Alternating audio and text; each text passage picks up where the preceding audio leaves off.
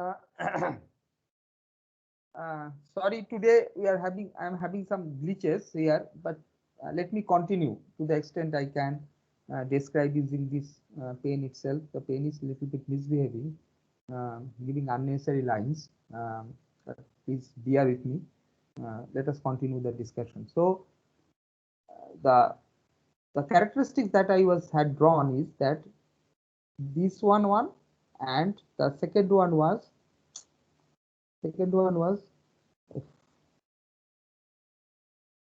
like this. Hmm. So please ignore the unnecessary. Next class, I will try to make sure that things are okay. Uh, so what I am trying to say is, look at this point. Look at this point. That means we are able to produce higher starting torque by moving on the characteristics. Okay. So you already know the problem with this kind of starting is, one of the problem is the amount of torque you are producing.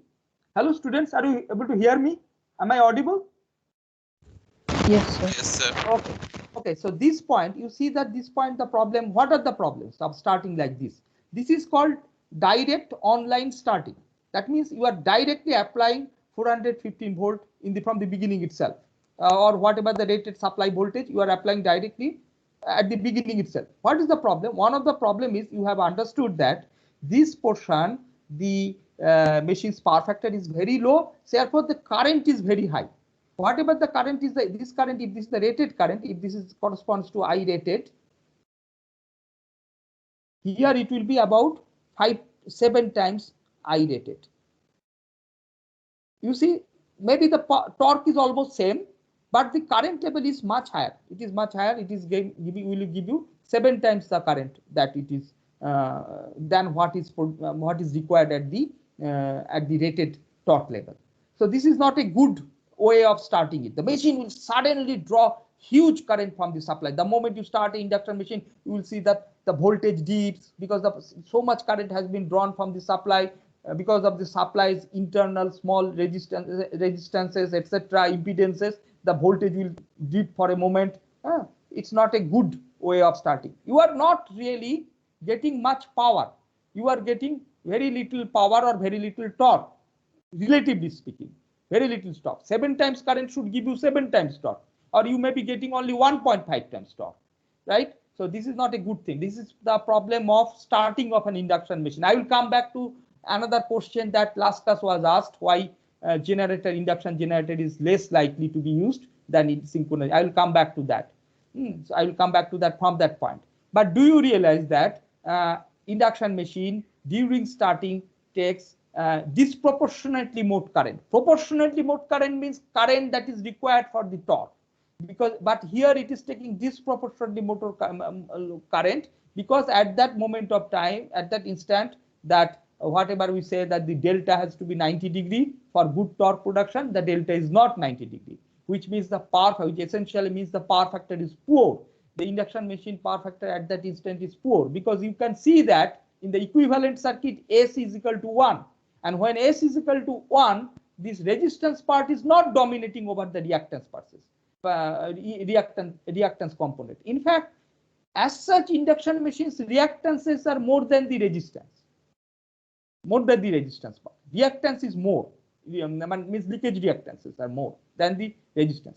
But during operation, we see that the effect of the resistance is more, in the sense that by slip, due to the slip, the resistance, actual equivalent circuit resistance appears to be not R2 or R2 dash. It appears to be R2 dash by S, where S is very small at rated condition, under rated operating condition. So that's why that the circuit becomes more or less like a resistive circuit. Hopefully you understand that. It becomes an equivalent, it becomes essentially a resistive circuit. Okay, when the slip is very nearly equal to 3%, 4%. But at the starting condition, S is equal to 1, and therefore the reactances are dominating over the resistance, and therefore the circuit's power factor is low. Therefore, to produce the same torque, you would require more current. Okay, so that is what the problem with starting like this. However, if I use this variation, this omega sin variation, omega sin 2, we can get higher torque. But why stop at here? Why stop at this portion? This portion also will take somewhat more current, okay, because we want to come to this slope. This slope is good slope. This slope is the slope at which we would like to operate. So therefore what we will do is that we'll again shift. So again shift like this. Why here? We'll again shift. So ultimately we want to produce a characteristics which is like this. I'll take a green line, which is like, I'll take a green line, which is like this. That means this type. We are going synchronous speed, we are reducing so much that this point is almost equal to the rated slip. Equal to the slip that we had used here. Almost equal to that. So this is now the actual thing. The new synchronous speed. And that must be equal to what? This synchronous speed at start is equal to S of the original S1 omega sin 1. Is to be applied as this new synchronous speed, because this new start synchronous speed start is equal to 1. Hello, anybody who has not understood, please feel free.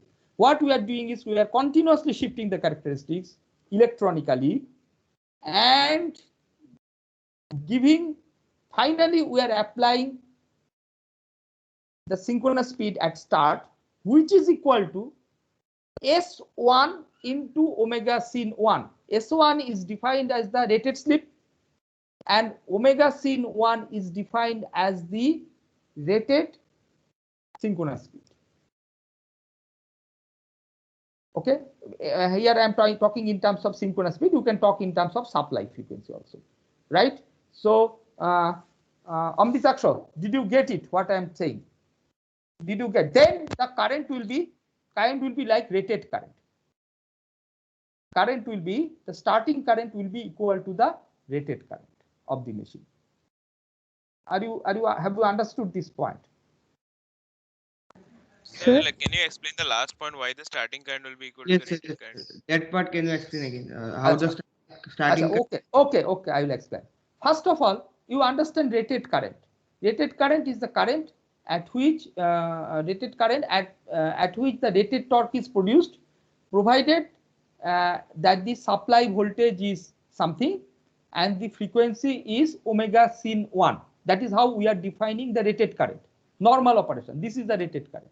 The current that happens here when your supply frequency is the corresponds to your synchronous speed is correspond to the supply. Let us say 50 hertz corresponds to 50 hertz, right? And this time this gap is 3 hertz. Yes or no, Amritaksha or anybody? Is it okay? This is what is the actual slip is such that S into omega S1 into omega sin 1 is corresponds to 3 hertz. That is the thing defined as the rated operating point. And at that moment, the current is very good because the slip is very high. The circuit is mostly resistive, and therefore the current is less. Sir, so can you please say this again what you said just now, because I was removed from the meeting. I couldn't hear what you said. Can you please say again? What I'm saying is, how do I understand a rated operating point? Rated operating point is the point when the induction machine is producing rated torque. And what is happening when it is producing rated torque? At that point, the slip of the machine is pretty high, pretty low, when 0.01, 0.02, 0.03. Since it is very low, the current drawn by the machine is very low. Why? When very low and corresponds to the rated current, not so much, right? Sir, why? Sir, Sir, someone is continuously removing me from the meeting. Sir, now also remove me again.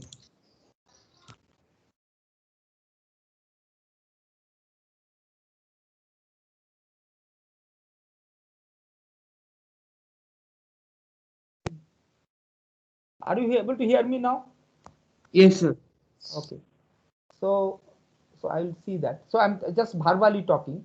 So what I'm saying is that rated condition, under rated condition, the machine effectively behaves like a resistance of R2 dash by S.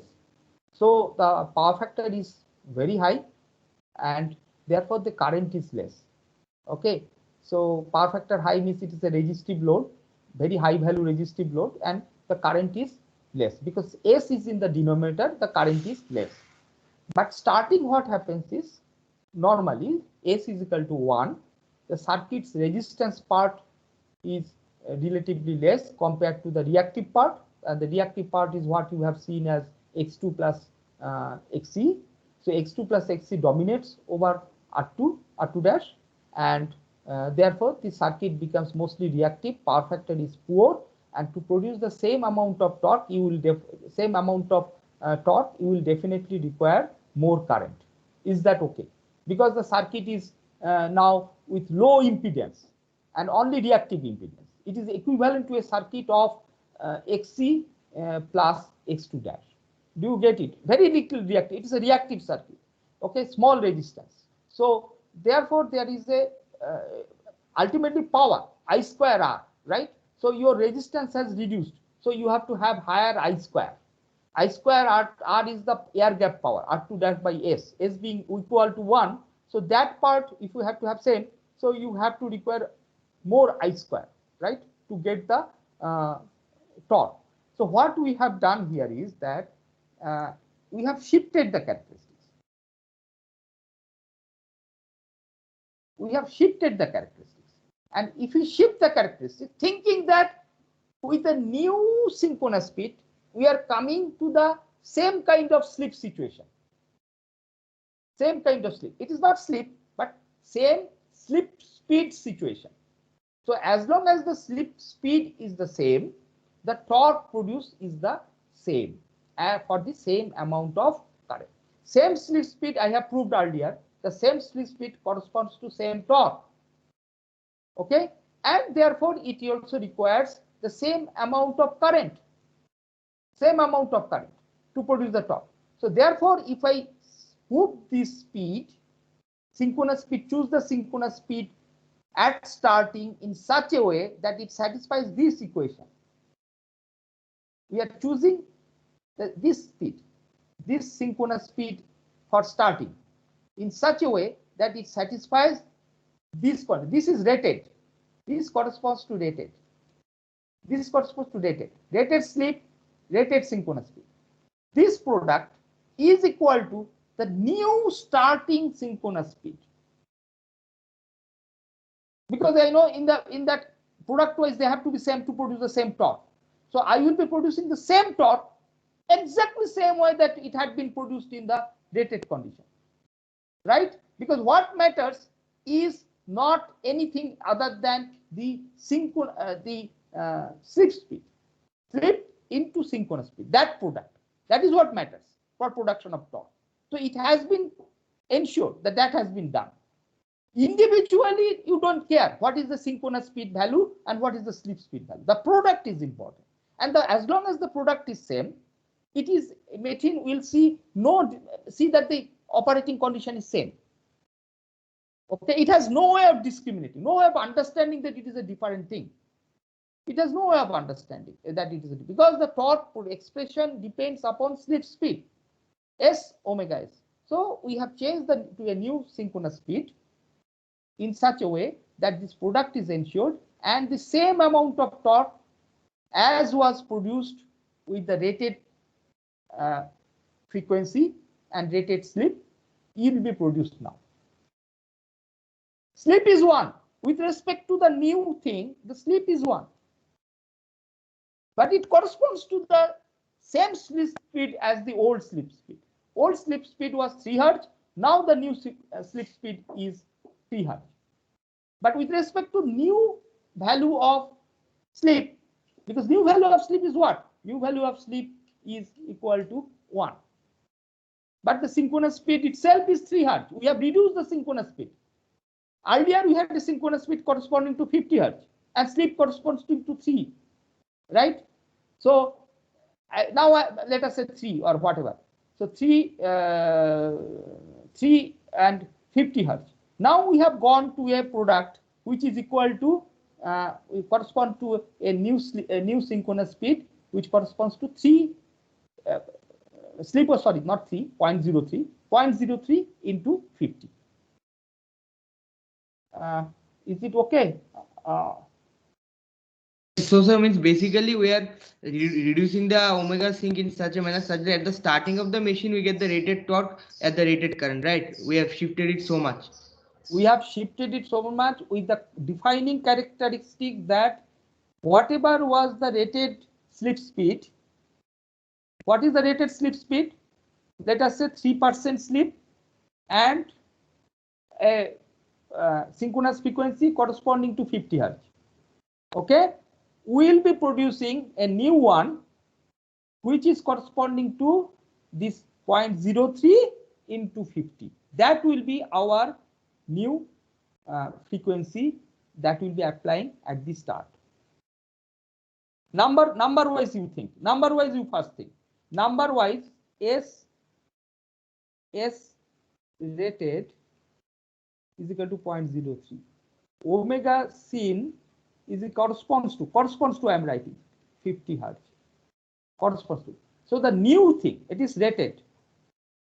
The new one will be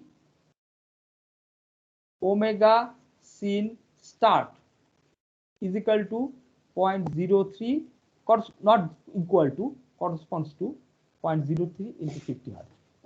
That's what I'm trying to say. And then you will automatically have the same torque at same current as was happening under the rated operating condition. So in this kind of way, you think about it a little bit. It is not difficult. You just think. You have to just think. You have to see the machine characteristics. Yes. Yeah. Sir, how are we changing this frequency? Because this is essentially the supply frequency, which remains constant. So how are we changing it? Good question. Good question. This is changed electronically. Electronically means you will study in the third year a thing called inverter is there. There is a term called inverter. In fact, some houses also have inverters. See, inverters have the ability to produce the frequency that we require. It is not tied to the supply frequency. Supply frequency is 50 hertz, agreed. So what we do is first we take the supply frequency, rectify it. First we rectify it and produce a DC. And from the DC, we do switching. Switching means semiconductor switching. Semiconductor devices switch and produce a quantity that is equivalent to a sine wave and the frequency that we require. Have I answered this? That means we have an electronic method of doing it. Okay, which is modern method. That is what it is done. Okay. Okay, sir. Okay. So it is an electronic method. You don't bother too much about it. How is it done? You know the term inverter. It is done using an inverter. Just for the time being, keep it as a block diagram. That it has it is an equipment that can give you the voltage you require, that can give you the supply frequency you require.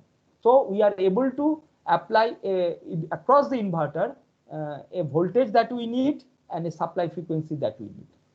Okay, that is the job of the inverter. It takes the basic input from our conventional 50 hertz 3-phase source and then gives a variable voltage, variable frequency supply across the induction machine terminals. Sir, now since we have reduced the synchronous omega synchronous to a very low value, the rotor speed will also be very less now. So will that have no implication on our speed? Rotor speed will be what? Rotor speed is 0. At the starting rotor speed is 0. You think this way. You think this way. What is happening at the rated condition? Rated condition, your synchronous speed is corresponds to 50 hertz. Okay, and your rotor speed corresponds to, let us say, 47 hertz. Right. So your the voltage induced in the rotor is 3 hertz, corresponds to 3 hertz. Here also we are doing the same thing. Only thing is that the rotor is at 0 hertz, rotor speed is 0 hertz, but the supply frequency is 3 hertz, corresponds to 3 hertz. right? So essentially the same situation. Rotor doesn't understand. Does the rotor understand that it is rotating at whether 47 hertz or not? Does it understand? It sees relative to it that is a 3 hertz way the magnetic field is rotating. Here also will be same thing. The rotor is physically at 0 hertz, but its magnetic field, the stator magnetic field will be rotating at 3 hertz. So it is exactly the same condition replicated. So therefore the exactly same voltage and current replicated. Exactly same voltage will be induced in the rotor, exactly same current will go through the rotor as was going when you were running the machine at corresponding to 47 hertz with a supply frequency of 50 hertz.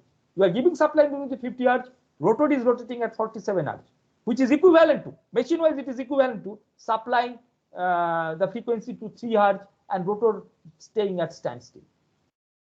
Right? So what we are trying to say is that the standstill torque, when the machine is at slip is equal to 1, that time the torque production I have increased. I have not really torque production. I have produced the same amount of torque as will be produced under rated condition, but with minimum current, with the rated current, which was the problem earlier. The problem would have been 7 times. If I had used the same characteristics, I would have produced torque, same torque with 7 times current, which is the problem, right? Now I am producing the same torque with same rated current. However, I have cleverly applied a supply frequency of 3 hertz only. I have not applied 50 hertz. And to apply 3 hertz, I have also reduced the voltage corresponding to that. So I have reduced the stator voltage as well as the stator frequency with a ratio, maintaining the same ratio.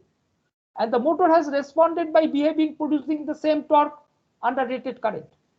Current magnitude will be the this thing. Now we'll say this is the first point. But then next, what next is done? Next is done is this characteristics is shifted, continuously shifted as the motor is speeding up. Continuously shifted, and finally come to this value when the machine will be operating at the rated condition. But all through the starting, this is called the starting. This is the best starting procedure possible. Okay, when you do this kind of starting, we never draw more current from the supply. Okay, we draw from the supply the current that would be just precisely required.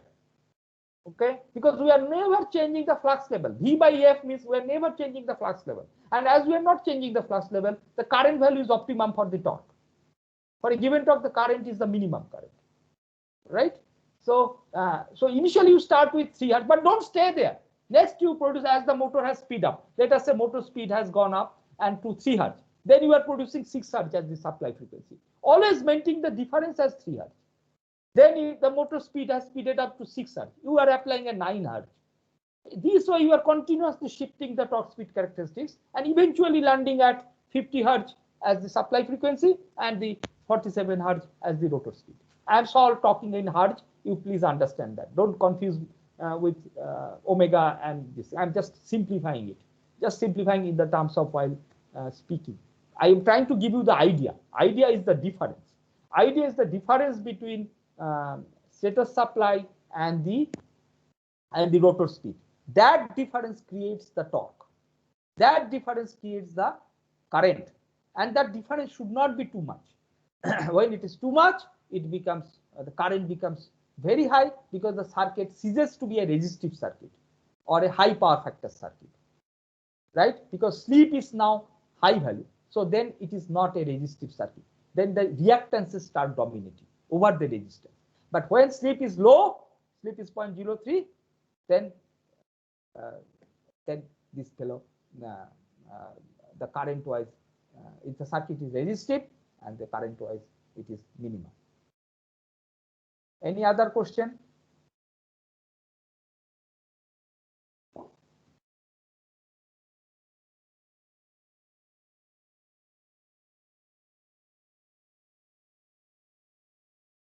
So ultimately, we shift the torque speed characteristics such that the frequency is 50 hertz, right? Yeah, eventually you'll end up to 50 hertz. And the inverter has the ability to do that. They can continuously, we write a code, we write a program, and we continuously shift it from this to this. All the time apply proportional voltage. 3 hertz will give lower voltage, 6 hertz will give double that voltage, 12 hertz will give double the 6 hertz voltage. This way continuously we do this and finally we'll end up to the rated voltage and rated frequency. And during the entire duration, like does the current remain same? Current remains same, theoretically. And how good you are in doing it is another issue. But theoretically, and it will be slightly different. It will not be uncontrolled. You will have a good control over the current, very good control over it. Otherwise, current is completely uncontrolled. It just simply depends upon the circuit parameters. If circuit parameters means what is the sleeve and all that, it depends upon that. But here you are controlling it by changing the supply frequency. You are controlling the sleep at which the machine is supposed to operate. You are controlling it. Okay, so that is the important thing. And the important point is not sleep speed. You are maintaining the same sleep speed product. New sleep value, new synchronous speed value, that must be equal to rated sleep value into rated synchronous value. This is the principle of operation. Then the current is always remaining same as the rated current. It will not be different.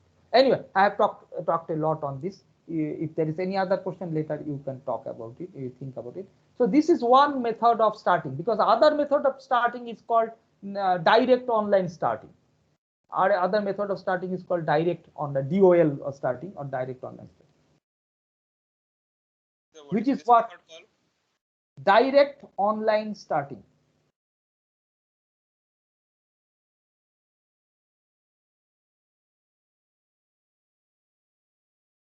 And this method was called V by F starting. The other one was called V by F. So my pen is very misbehaving. I'm not able to write much.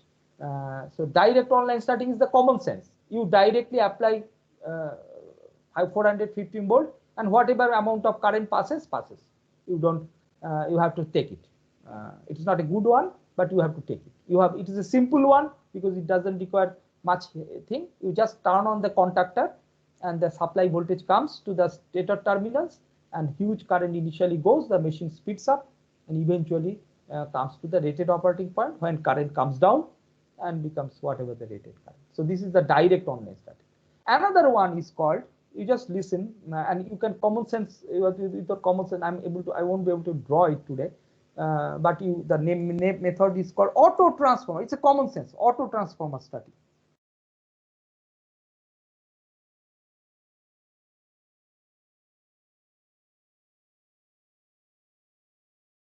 Auto transformer starting. So what will be the auto transformer starting? Anybody can say from common sense. Auto transformer, you know. Auto transformer or variac, you know. Hello, do you know auto transformer? I think supply voltage will be right, rated voltage. Now, do you know what is an auto transformer? Yes, means Yes. We can change the output voltage by by changing the slide. That you always have a sliding thing. In principle, it is like this. In principle, 3 phase means 3 things, and you have a sliding thing. One here, a similar way, one here and one here. Essentially, you are varying the voltage.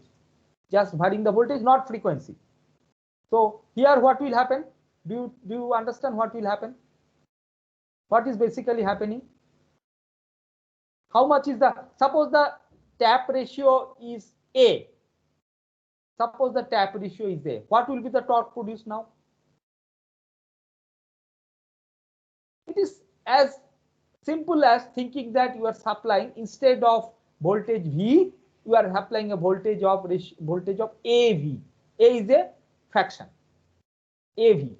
A is the tapping point. That means that is the voltage, that scale part of the voltage you are applying across the stator. You are not applying full voltage, you are applying lower voltage, AV.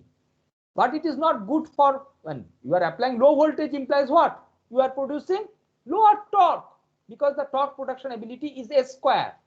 You remember the torque expression? It is VSTH. Now instead of VSTH, you are applying A times VSTH. So the torque production ability is scaled down by A square. So A square, where A square is the reduction in the torque that you are putting, starting torque, A square, right, which is substantial reduction. That means for many loads it may not start, okay, and for many loads it will take lot of time to start, because effectively you are producing less amount of electromagnetic torque. So it is not a good thing, but sometimes we have to do it. We don't have a choice. Okay, so do you understand? Very simple. Just giving less common sense, just giving less amount of voltage at the terminal by scaling it down using an auto transformer. Auto transformer's job is to scale down the voltage. So initially you apply low voltage, then slowly machine builds up, you change the tap, you change the tap, you change the tap, and eventually you make A is equal to 1. So initially you start with low value as the machine is speeding, because what is that you are doing? You are trying to control the current. Your basic objective is to control the current. But as the machine is speeding up, sleep is increasing, sleep is reducing. Sleep is reducing means current will be reducing. Then you again increase the voltage. Again the current shoots up a bit and subsides as the machine speeds up. Then again you increase the tap position and apply more voltage. Again the current shoots up, and then again adjusts, comes down, because as it is speeding up, the sleep is reducing, current is coming down, and this so on and so forth. You move, and eventually you reach a tap position which is A is equal to 1. Right? Right? You understood auto transformer starting. The other one, conventional starting method, is known as you know what is that called? Direct online starting. Sorry, direct online I told auto transformer. Then the third one is, you write it, star delta starting. Star delta starting. Can anybody guess? You just guess a bit what it can be. What it can be? Star delta starting. What it can be? Objective is to give less voltage. Now common sense, apply common sense. Star, that means I am giving you a hint. The machine windings are not firmly connected. That means a coil has two terminals. You understand that? So a stator has 3 windings. So for each winding, 2 terminals will be there. You are not connecting the machine either in star or delta by construction. The construction in this machine is becoming difficult. But what is happening is the taps are taken out. For every coil, two taps are taken out. 2 terminals are taken out. Okay. So what I mean is that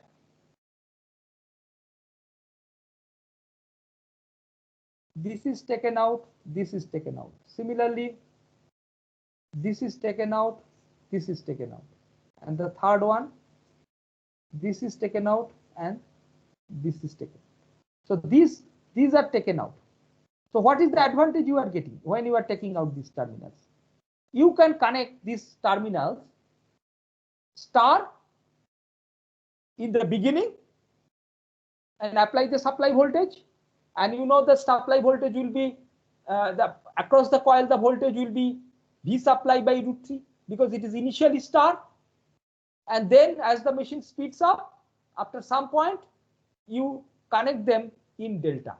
The coils, you connect them in delta. Then the full rated voltage is applied across the coil, and that is the running condition. In the running condition, the machine will be in delta. In the starting situation, the machine will be connected in star.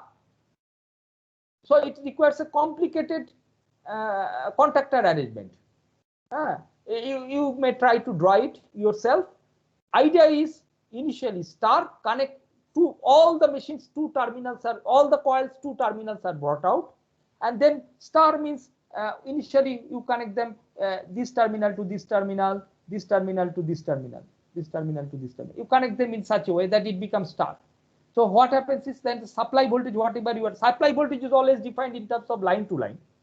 So the per phase voltage is now becoming that divided by √3, which is less, which will also have the problem of producing less torque, but which will have the advantage of producing more less current as well.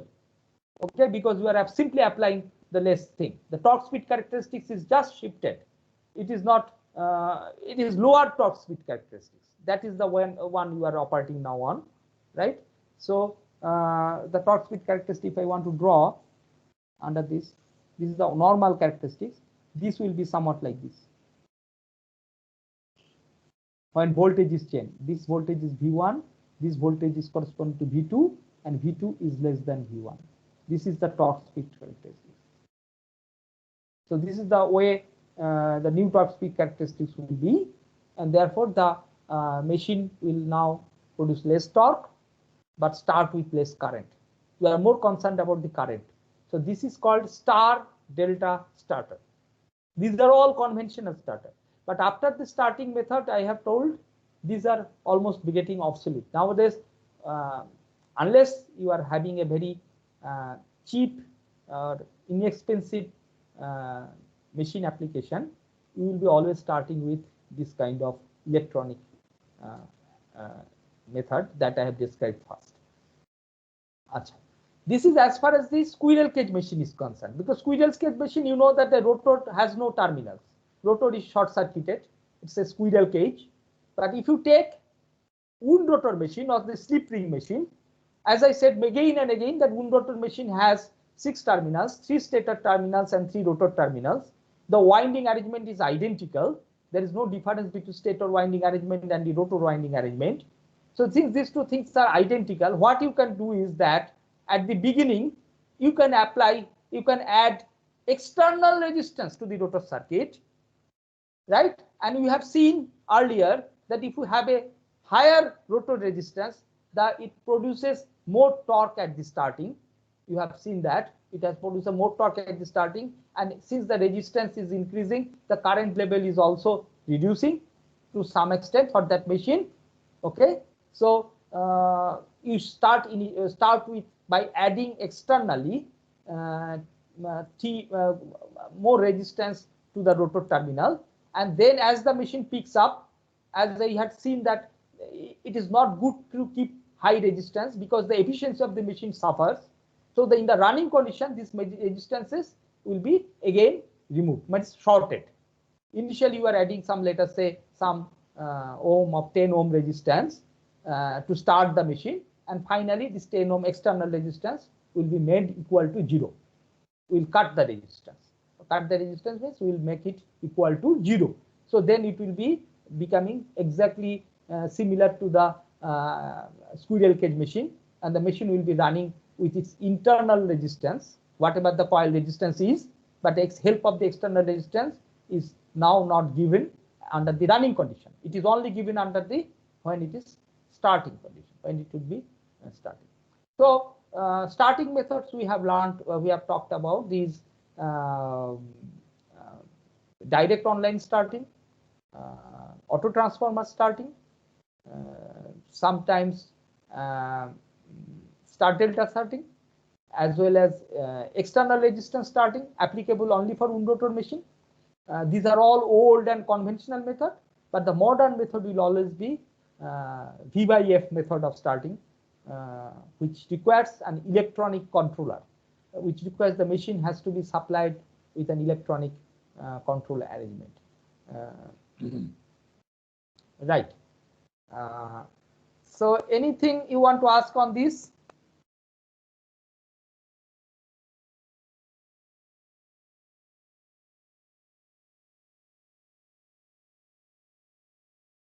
Okay, so who was the person who asked me about induction generator last class? Is he here today?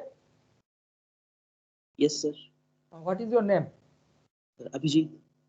Abhijit, you asked about the induction generator. I am sorry I am not able to draw and tell you what is it, but let me speak slowly so that I give you a reply. Okay. Question is why induction generator is not such a as popular or considered to be as useful as the synchronous generator. But induction motor is considered to be more suitable than synchronous motor. First question answer, you know why induction motor is more suitable than synchronous motor. So Vijit, do you know that answer? Yes, sir. You tell me what is that answer, essential answer. What is that answer? Because sir, in induction motor, Uh-huh. the steady state operation we can achieve easily. Means That is rotor a speed. that is not Yeah. that is a vague answer. What is that? What is the precise answer? Precise answer. Induction motor, you can have a starting torque. Yes, sir. Synchronous motor, suppose synchronous machine, okay, uh, doesn't start on its own. Why? Why doesn't it start? Synchronous machine doesn't start. It doesn't produce any starting torque. Synchronous machine can produce some starting torque, can produce torque only when the rotor speed is equal to the synchronous speed. Rotor speed is equal to the supply, the speed corresponding to the supply frequency. If the rotor is at 0 speed and there is a supply given to the machine, there is no torque produced. Why? Because you see that rotor coil, rotor has a synchronous machine has a rotor. Please stop me if you do not understand any point. Okay, anybody. So how is synchronous machine? Rotor has a DC coil. Okay, and initially, since I am talking about starting situation, what is that? Rotor speed initially is 0. Okay, and the stator, you have what you have done. Stator, you have applied a voltage supply, 3-phase voltage supply. That means you have a rotating magnetic field created due to that. The moment you have applied a 3-phase supply to the stator coils, a rotating magnetic field is created, and that rotating magnetic field is rotating. But the rotor is not. Rotor is supplied with the DC. So there is as such no voltage and current induced in that. Okay, it is not filling up because we have imposed a voltage, imposed a DC voltage, right? So there is no induced voltage here, and therefore there is no current. At least in this sense, it is no current. There is no current. In the synchronous machine sense, there is no current. Current is only current of the DC coil. There is nothing. No, the current is controlled. This is just a DC supply and DC current in the coil, right? So it will not have the ability to produce torque because in order to produce torque, two magnetic fields must be synchronized. The stator magnetic field and the rotor magnetic field should be rotating at the same speed. Okay, so because the rotor is not rotating, rotor magnetic field is not rotating. So there is no question of producing a torque. The torque is produced, but it is not producing any average torque. It is producing a AC torque. Sometimes torque is there and sometimes torque is positive, sometimes torque is negative. So synchronous motor doesn't have the ability to start because it's one magnetic field is stationary, the rotor magnetic field is stationary, and the stator magnetic field is rotating. Okay, so synchronous motor doesn't auto start. In order to start a synchronous motor, what you have to do? You have to use a prime mover. That means you have to connect something to the rotor, a mechanical energy source, and rotate it fast. Okay, and rotate it fast and then reach the speed, which is a synchronous speed. Then you can operate it as a motor by adjustment of the field current. You can operate it as a motor. You can make it motor means you know the motor condition. The stator magnetic field will be leading the rotor magnetic field. That condition you can create there at that point, at that time. But initially you have to start with a prime mover in order to increase the speed of the rotor and make it equal to the synchronous speed. That is the problem with synchronous motor. It doesn't have auto starting ability. Whereas induction machine, we have seen from the torque speed characteristics, it has at 0 speed, it produces some torque. So it will start, auto start. That's why induction machine has become so popular as a motor. It will auto start. Synchronous machine will not auto start. You will require some prime mover to first rotate the motor and reach the synchronous speed, reach the rotor speed as synchronous speed, then the torque would be produced because the magnetic fields are then synchronized, and there will be average torque not equal to 0, positive torque will be produced, and the machine may operate in motoring mode or generating mode as per your choice of field current. You can push it to motoring mode or generating mode, and that we have already learned by drawing the phasor diagram. When it operates in motoring mode and when it operates in generating mode, we can afford to do that. If we are having the prime mover, it will operate in the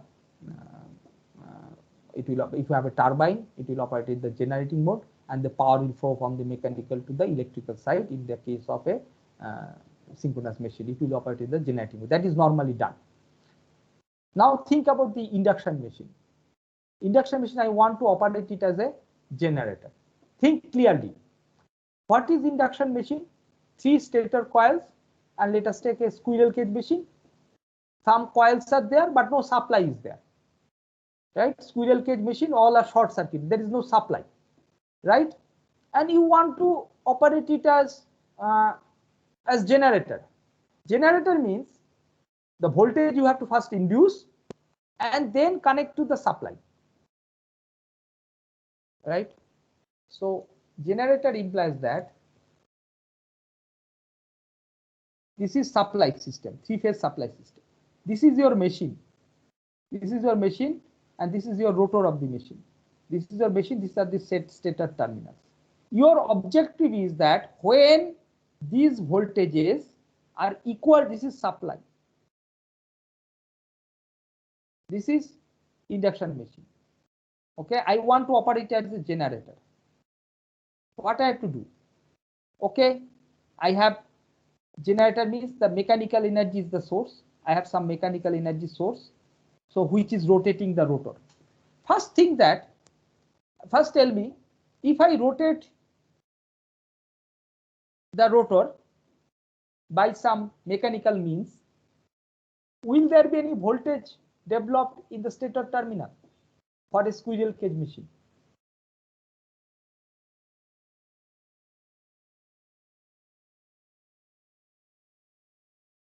Hello, somebody? Hello? Induction machine, rotor is being rotated by external means, by a mechanically it is being rotated. So will that generate any voltage at the terminal? Rotated voltage will be there. Voltage, why voltage will be there? How voltage will be there? Where is the supply? Where is the supply to generate to produce current? How is the flux produced? Oh, okay. Rotor coils are, there is no supply, and the stator, yet you have not connected to the supply because you want to generate, right? Why you have not connected directly in the beginning to the supply? Because you don't know whether the voltages are equal to the supply voltage. 3-phase supply, if it is there, you do not immediately connect when you are in the generator mode, because your objective, you remember the synchronization of the synchronous machine. You first induce the voltage in the synchronous machine stator, and same frequency and same voltage when it is available, you then synchronize it to the grid or the supply, 3-phase supply. That is what is the method, right? You cannot connect two voltage sources if they are not equal in magnitude and frequency. So initially, as a generator, you don't want to connect it. Okay, so here when you are rotating it, you are as such not getting any voltage at the output. So what do you do? You are not able to start it as a generator. How much you apply, you rotate your rotor with the mechanical means, you are not generating any voltage at the terminal. But in a synchronous machine, you will be generating a voltage at the terminal. You are generating a voltage. You take a synchronous machine, because the rotor is supplied with a DC field, and if you rotate, then the voltages are induced at the terminal. I'm not saying that yet the stator is connected to the supply. I'm not saying that. I'm not saying, but induced voltage will be there. V is equal to N d phi by dt is there, because flux is created independently by the rotor supply. rotor coil, the DC coil is there. DC supply is there, which is producing flux, and since the flux is rotated due to the mechanical arrangement, ND5 by D2 will be there across the coil of the stator, and therefore a voltage will be induced. So, Sir, yeah. So, sir, means if you want to use the induction motor as a generator, for starting, we initially need to have some supply voltage in the rotor part, right? If you want to use. I will say that we cannot have that because it is a squirrel cage machine. You cannot suddenly change the construction of the machine. Suppose I want to use a squirrel cage machine. So what I have to do is somewhat contradictory to our common sense. We have to initially start it as a machine motor. We cannot start it as a generator. We will have to directly connect the supply to the stator, and at that moment it will start as a motor. It will rotate along with the prime mover. That prime mover is not yet pushing it, giving mechanical fellow is not yet pushing the energy. The energy is drawn from the supply and going to the prime mover at the beginning, like a motor. So induction motor, when I want to operate it as a generator, initially I have to start it like a motor. Okay. So here what is the problem starting it like a motor? That means suddenly, immediately we have to apply the supply, which means that again it will draw more starting current. So a generator starting is not becoming very smooth. It will be starting like this.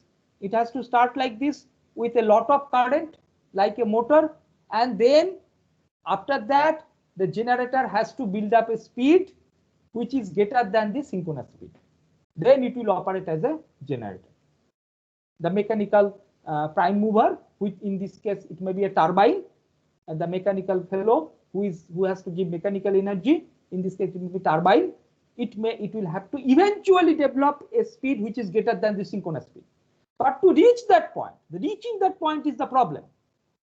Reaching that point is the problem because you have, otherwise, without any supply, any stator supply, you are not inducing any voltage. You are not really generating. Why a synchronous machine is generating? Because in the synchronous machine, you have a field coil, magnetic field available to you through the rotor.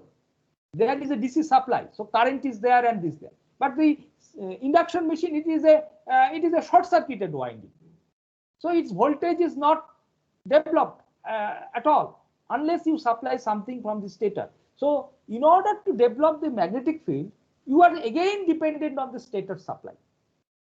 So as a generator, you want to first generate the voltage and connect to the supply. Instead of that, you are relying on the supply to get the magnetic field and produce a voltage. So, sir, means basically we have to first connect it as a motor and then start then continue increasing the load torque until the speed of the rotor becomes greater than the synchronous speed, right? Yes. You run it. Initially, it will be running it like a motor, and its load will be the load of the mechanical system, which is the shaft and the what we call as prime mover, in this case turbine. You understand that the turbine is not yet started driving it, not yet started pushing for mechanical torque. So it will be just a dead weight in the beginning, and for the motor and operating at a motor, it's just a small torque which is just required to move the mass, the turbine mass, right? So small torque will be motor, but then when it has reached a speed very close to the synchronous speed in the motoring mode, the generator, the mechanical prime mover now start developing mechanical torque. It applies mechanical torque, because here in the generator mode, the main bully is the main thing. Driving fellow is the mechanical fellow. So the mechanical fellow then applies torque on it, and due to that torque, it will go to a speed greater than the synchronous speed. Okay, and it will settle down to that torque and greater than this synchronous speed, meaning that much of power, torque into speed is power, and at that power, this machine will be operating now in the generator mode, but it has already got connected to the supply. So there is the current will be going from the machine to the three-phase supply. So that means it will be operating in the generator mode. So again, this is a starting problem. Problem is starting it as a generator. It is just a dual. In a synchronous machine, there is synchronous motor, there is a starting problem. That how to reach the synchronous speed is the problem. Unless it reaches synchronous speed, synchronous machine doesn't work it as a synchronous motor. Right? Here the problem is that, again, the starting problem. In order to get the field, you have to supply it from the three-phase source, because rotor has no voltage source. So it has to start initially as a motor, okay, and then the mechanical turbine may operate it like a generator by producing torque, by pushing the machine to a speed that is higher than the synchronous speed. It will push, and the amount of speed, by the amount it is higher than the synchronous speed, by that amount the power will be going from the mechanical entity to the electrical side. So the starting problem, we solve it by we have to solve it by putting an auto transformer. So you require one extra supply system or extra equipment in order to start the in order to operate the induction machine as a generator. You may require an auto transformer, so that initially you apply low voltage and control the current, start it like an induction machine, and when it has reached a speed very near to the synchronous speed, you then start applying torque from the mechanical side and push the speed to a speed higher than the synchronous speed, and then power flow direction reverses, and the power goes from the mechanical side to the electrical side, and then it behaves like a generator. So starting is the problem. Starting may require one auto transformer to start it. It has to first start it as an induction motor, then subsequently it has to switch it as a generator. Okay, whereas you see that synchronous machine, to operate as a motor, has the similar problem. It has to be started by a prime mover. Means by that time mechanical fellow has to operate it as a rotative. That means power has to go from the mechanical side to the electrical side. That means it is like a reverse. It is like a generator. You are operating like a want to operate it like a motor, but initially you are operating it like a generator, because mechanical fellow prime mover has to rotate the rotor and make it reach the synchronous speed. Only then it will catch, it will synchronize, and then power flow then can go from the electrical to the mechanical side. So the first part is the reverse part. First part is that one case it has to, when you want to operate it like a motor, you are basically starting it like a generator. Here is a dual of it. You want to operate it like a generator, but initially you are starting it like a motor. Sir? Yes. Sir, does synchronous motor has any advantage over induction motor? Does it have any advantage? Some people say that there may be somewhat little more efficiency may be there from the synchronous machine. A little more efficiency. Synchronous machine is considered to be more efficient than induction machine. Okay, this is a debatable topic and a deeper topic. I will not be able to give you any very convincing result. I am just giving you a general opinion, and this efficiency may be how much? Maybe 1%, not a big deal, not a big difference. And it obviously you understand that it also depends on how carefully you have constructed the machine, etc., etc. So means are commercially for motor operations, synchronous motors are never used, or always induction motors are used in motors? In motors, you can say that the motor is almost always induction machine. Apart from that, there is some machines which are called servo machines. Servo machines. That means that requires very precise speed control. Very precise speed control. The rotor speed, whatever I want, like machine tools, very sophisticated machine tools, their synchronous machine is used.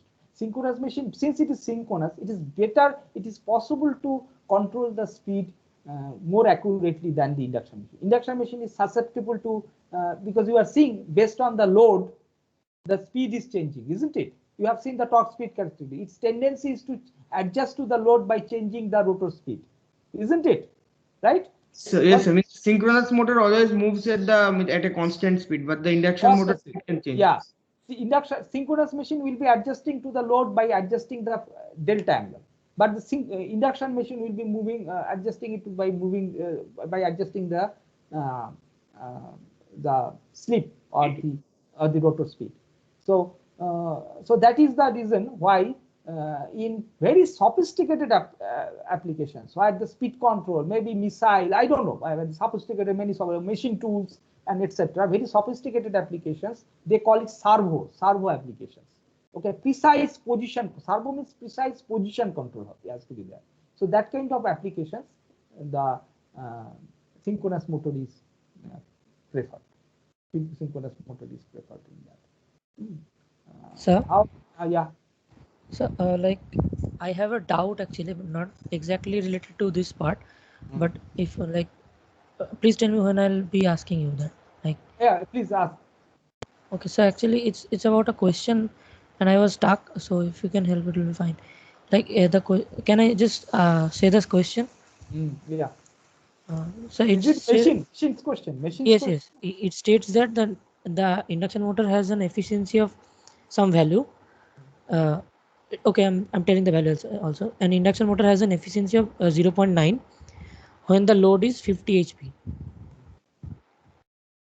At this load, stator copper and rotor copper loss each equals to iron loss.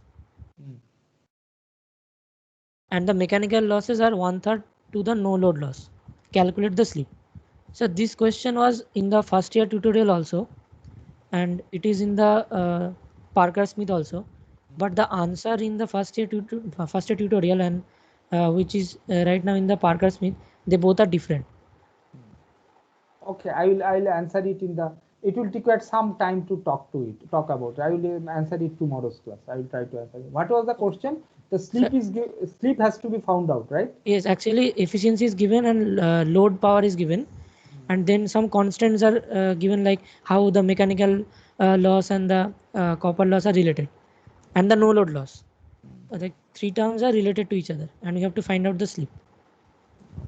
Must be some complicated equational manipulations. Sir, what is the what this is sort the of no questions load as such I don't like. These are just simply not much physical understanding, but simply one variable is unknown, other 2, 3, and all equations that as you know, induction machine, all equations are this kind of quadratic equations, non-linear. So no, like my issue is no, it won't be that like complicated equations. The thing is that how is no load loss defined?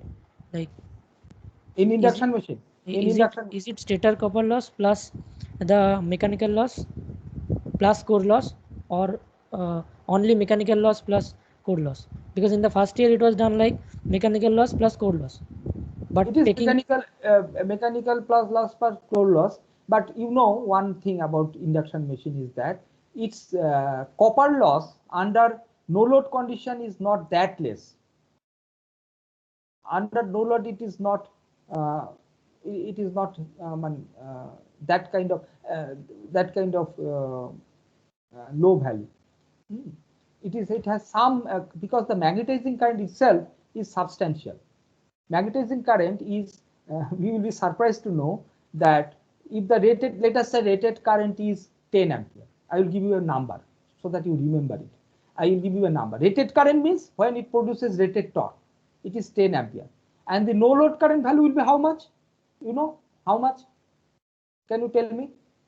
No load current will be somewhat around 55% of that, meaning that maybe 5.5 ampere. So you'll be surprised. Why? This 55.5 ampere no load current is almost at 90 degree, almost at 90 degree with respect to voltage. Okay, but when it is loaded or the rated operating condition, this current is almost in phase. Okay, so this is why this issue is coming. This issue is coming. Sir, actually, I have fundamental like lack of knowledge regarding the no load and the full load situation. Like in the no load, no load is attached, but like it is shorted, right? The terminals. No load machine terminals are always shorted. Squirrel cage machine terminals are not this thing. I am telling you, no load means here no load to the mechanical side. It means that mechanical fellow is not drawing any power. That is no load. In case of induction machine, in case of transformer, is no power is going to the output. Here also output is a mechanical output. So no load is. Sir, for an induction machine, no load then means that it will operate at very low sleep, na? Means sleep will be very low. It will operate close to synchronous speed, na? Yes. But the current is not so less. Because So, the magnetizing current itself is substantial compared to the transformer case. Transformer, you assume that the magnetizing current is about 10%. Here we have to assume that magnetizing current is about 30-40%. Sir, whatever the value of I2. Sorry? Sir, if slip is very low, in that case, the circuit will be open, na? Equivalent circuit which we have considered. That's what I'm trying to say. That is, rotor side is open. Yes, yes, sir. Is the So stator side open? Stator side, what it is seeing? It is seeing the circuit of stator resistance, stator leakage resistance, and the magnetizing inductance, right? So, Yes, so sir. copper loss of rotor should be zero, na? In that case, like Copper loss of rotor is zero, but copper loss of stator will be there. Yes. Yeah. Copper loss of rotor is almost zero, but the copper loss of stator is there. What I am trying to say is that this current, this copper loss, which is causing the copper loss of stator, is not as negligible as the current that happens in a transformer. Transformer's magnetizing current value is less because transformer's magnetic circuit is always through the magnetic material. There is no air gap in transformer. But here, due to since it is an electromechanical energy conversion happening, we have to have some air gap. Stator and rotor has to have some air gap for mechanical reason. Otherwise, what is rotor? How can it rotate? So this air gap is producing a magnetic circuit which will correspond to a more magnetizing current. And that magnetizing current, if you want to be too accurate, consider it and find out the stator copper loss. Okay, so if you want to be too accurate, but these are minor things, nitty-gritty things and all that. It is not a philosophy of the machine. Anyway, if somebody wants to do so much calculations, it is good, no problem. Sir, I have a confusion. Sir, for induction motor, the input power is the air gap power, right? Means 3I2 square R2 by S, right? Yeah. No, input power is. No, he means input rotor power. Input rotor power is air gap power, yes. It means for finding the efficiency, we have to use to find out stator power. Mechanical power divided by the stator power. Okay, and mechanical power for output, like for the efficiency, we'll take the shaft output or the total mechanical gross output. If you want to, two ways of thing, I will do it this way. The actual internal output is PG into 1 minus S. Subtracting from that the rotational losses. Rotational means friction, etc. losses, right? And minus it the core losses. That is the core. So the core loss means which loss? Can you please tell again specifically the core loss? Core loss is the loss that is happening in the core of the machine, and in this case, the core of the machine is the stator, because rotor is more or less same speed as the synchronous speed. So rotor doesn't have much core loss. Core loss is the hysteresis and related to the hysteresis loss and the eddy current loss. So which requires air gap power equal to input power minus copper loss of stator minus core loss, right? No, here we shift the core loss to the last end. This is you accept it. Don't argue with me. You just say that this is the convention. What we do is in the equivalent circuit, you have seen that we have not putting across the magnetizing inductance, any resistance. So we shift it. This is the convention. We shift it to the output side. So input power minus stator copper loss is the air gap power. This is the way I will describe it. Input power minus the air gap power. So then PG into 1 minus S also has core loss included in it, right? Yeah. Then for the shaft output, we have to wait. So sir, when will the core loss come? Like in the output will subtract, right? For the mechanical gross output. Mechanical output is how much? Man, internal power that is going to the mechanical side is PG into 1 minus S. Yes or no? Right? Yes. PG into 1 minus S is the power that is going to the mechanical side, right? Then you subtract what?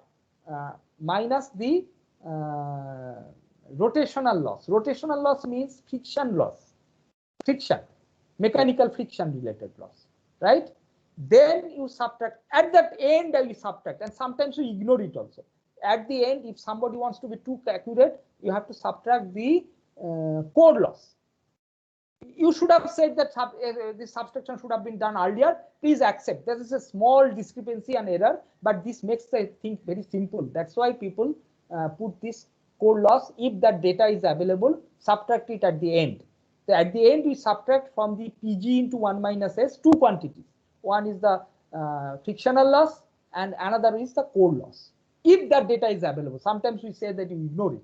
Okay, at least in my case, I will not create such confusion. When I set a question, I say these things, you ignore it, because these are not really philosophical questions. These are not essential for understanding the machine. It is sometimes shifted from here to there. These are all practical adjustment made by the engineers to keep things simple. Okay, so at the end they subtract somewhere it has to be subtracted. So you shifting it a little later. Okay, a little later you are shifting it this thing, so that we get a very nice expression, PS into 1 minus S divided by omega C into 1 minus S, 1 minus S, 1 minus S cancels. These are very philosophically very nice things. Why air gap power by omega C is actually torque. By that we mean the internal torque. But actual shaft torque, which is meaningful torque supplied to the mechanical fellow, is after subtraction of these two losses. So sir, basically then for efficiency, the output power will be PG into 1 minus S minus rotational loss, and if you want to be more accurate, minus core loss, and the input power will be stator input power. No, means main. Yes. Correct. Okay, sir. So can we leave for today? Like, please. Thank you.